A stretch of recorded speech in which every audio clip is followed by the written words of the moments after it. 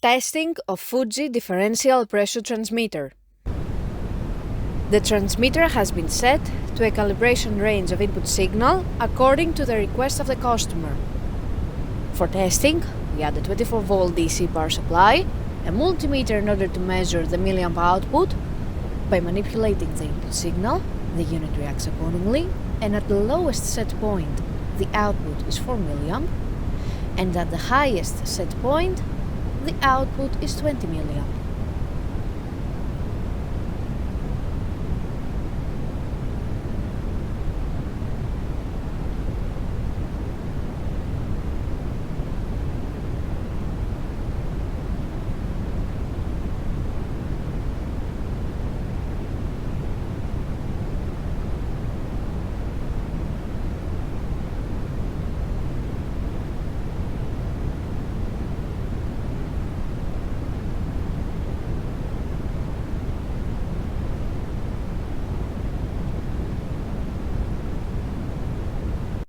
It is now clear that the transmitter is working successfully and is ready to be delivered to the customer.